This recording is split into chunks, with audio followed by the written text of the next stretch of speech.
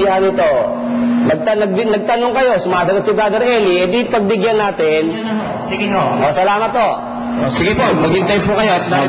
Balikan natin yung binabasa natin kasi ayoko kasi nung pag binabasa yung salita ng Diyos, iniintirap eh. Apo. Para sa akin, kabastusan sa salita ng Diyos. Kabastusan niya. Mabuti, basahin natin uli yung gawa. Gawa 15:28, sapagkat minagaling ng Espiritu Santo at namin na huwag kayong atangan ng lalong mabigat na pasanin maliban sa mga bagay nito na kinakailangan. Iniisa-isa na nga dyan eh, no?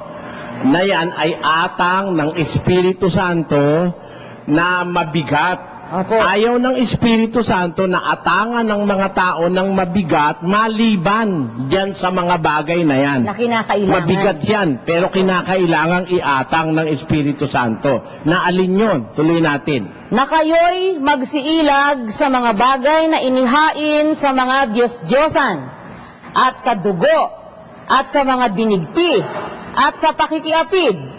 Kung kayo'y mangilag sa mga bagay na ito, ay ikabubuti ninyo.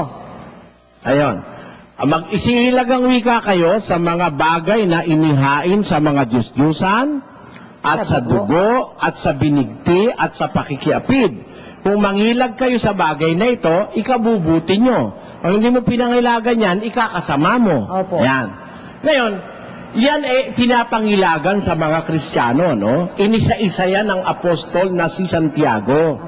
Ngayon, kung yan lalabagin mo, may kasalanan ka ba na wala ng patawad? Pag nilabag mo yan, pakinggan mo sa 6:4 ng Hebreo hanggang 6.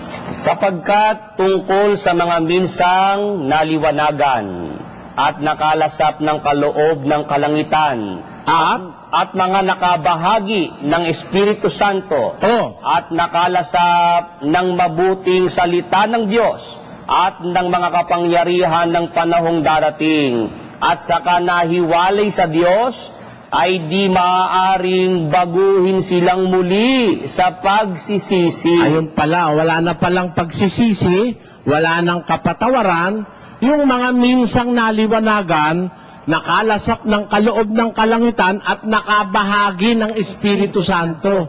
Ang pakikibahagi sa Espiritu Santo, yung pagtanggap sa aral ng Espiritu Santo, kasama na yung binasa natin na 4. Opo. Na yung pagkain ng dugo, strangled, at saka yung mga inihain sa Diyos-Diyosan, at yung pakikiapid. Yun ay ibinabahaging aral ng Espiritu Santo sa isang sumasampalataya. Kung nakabahagi ka, tapos kumiwalay ka ron, ayaw mong sundin, hindi ka na ang wika maaaring baguhin pang muli sa pagsisisi. Wala nang kapatawaran sa Diyos yun. Yun, inililiwanag din ng Biblia yun, kapatid. Kapatid na Eli, saan ho may papakita ninyo na dinidescribe yan na the sin that is unforgivable? Yun na nga ako, kapatid eh. Sinagot na nga, hindi mo kasi iniintindi eh. Tsaka wala na tayong oras, so overtime na tayo kasi nasa tayo programa. Tao sa doktrina kung hindi naman Hindi ko naririnig yung huli yung tanong. nagawa ko na yan eh. Unforgivable sin na yan. Kumain na ako ng pagkain sa mga idolo.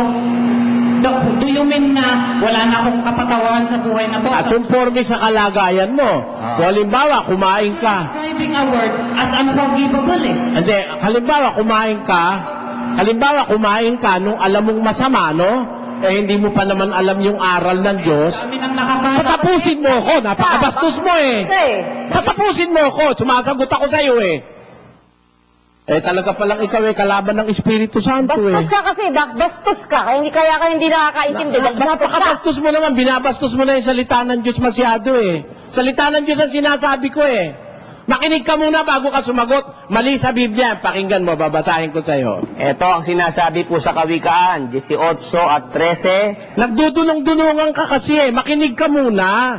Ito, babasahin natin. Ang sumasagot bago makinig ay kamangmangan at kahihiyan sa kanya. Kita mo, ang sumasagot bago makinig, kamangmangan at kahiyan sa kanya. Dahil kung ikaw natuto ka ng aral, pati ng magandang modo, sabi mo magtatanong ka, di ka naman makikipagdiskusyon eh, di ba? Pag nagtatanong, intayin mo yung sumasagot sa'yo makatapos ng sinasabi niya. Ngayon, sinasabi mo na yung nahuli na kumain na raw siya. Opo. Ang sabi ko sa'yo, kahit na kumain ka, lahat ng dugo kinain mo, kung hindi mo naman alam na yun ay masama. Pinapatawad ng Diyos yun. Kung hindi mo alam, si Maria Magdalena nga, pagkasama-samang babae. Pero nung makasampalataya siya at nakakilala siya, pinatawad siya ng Diyos. Ganun ang tao. Kahit nakagawa ka pa ng kasalanan, laban sa Espiritu Santo, pero nung gawin mo, hindi mo naman alam, ay pinapatawad ng Diyos yun. Parang ganito, no? Si San Pablo nung araw, marami siyang ginawa, nag-blaspheme pa siya Nasa 1:13 yan ng 1 Timothy. Bagaman ng una, ako'y naging mamumusong at manguusig at mga alipusta. Gayon may kinahabagan ako sapagkat yao'y ginawa ko sa di pagkaalam sa kawalan ng pananampalataya. Ayon, ang sabi sa Biblia, sa English, ganito, who was before a blasphemer and a persecutor and injurious, but I obtained mercy because I did it ignorantly in unbelief. Sabi niya, siya pala mismo nagbablaspheme siya. Blasphemer siya. Persecutor pa siya. Injurious pa siya. But I obtained mercy, ang sabi niya, because I did it ignorantly in unbelief.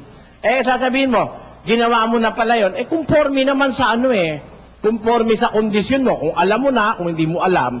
Kung hindi mo alam, papatawarin ka. Kung alam mo, magdudusa ka niyan sa impyerno. Yan ang masasabi ko. Sana nga hindi mo alam dahil para wag ka namang magdusa. Hanggang dyan, maraming salamat sa inyo, mga kapatid sa Dagupan at sa lahat po ng dumalo. Pagpalain nawa po kayong lahat ng Panginoon. Sinesenya sana tayo rito. Pinetext na tayo dahil ngayon po ay 10 minutes past 12. Dapat na po tayong magpaalam.